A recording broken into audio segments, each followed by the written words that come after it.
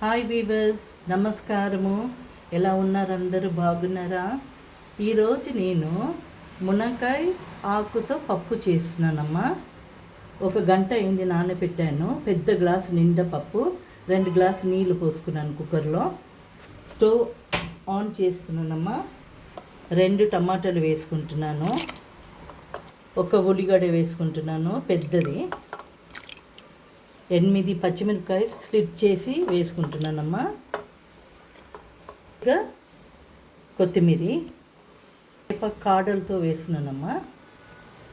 నూనె పోస్తున్నాను, ఒక 2 స్పూన్స్.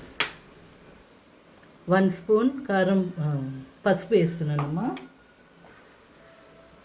1 స్పూన్ కారం పొడి వేస్తున్నాను, ఎందుకంటే పచ్చిమిరపకాయలు వేసాను కదా.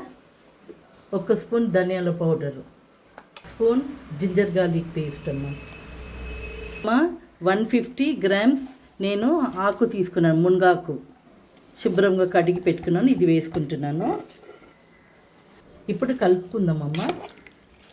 ఇప్పుడు మూత పెట్టుకుంటున్నానమ్మా.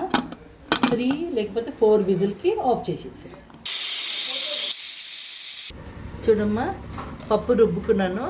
ఇప్పుడు చింతపండు కొద్దిగా పోస్తున్నాను, 100 గ్రామ్స్ చింతపండు అమ్మ. ఉప్పు వేసుకుంటున్నాను, 1 స్పూన్ అమ్మ.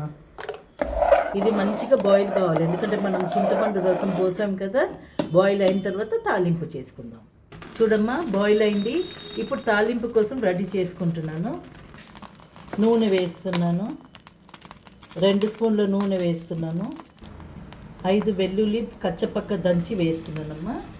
1 స్పూన్ జీలకర్ర, స్పూన్ ఆవాలు, 6 ఎండుమిరపకాయలు, 10 మెంతులు. ఇప్పుడు కరివేపాకు వేస్తున్నాను. ఇప్పుడు ఇందులో పోసేస్తున్నాను.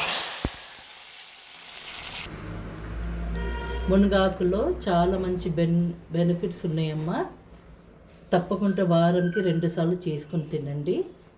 ఇది నచ్చిందంటే లైక్ చేయండి, షేర్ చేయండి, సబ్స్క్రైబ్ చేయండి. ఓకేనా? బాయ్.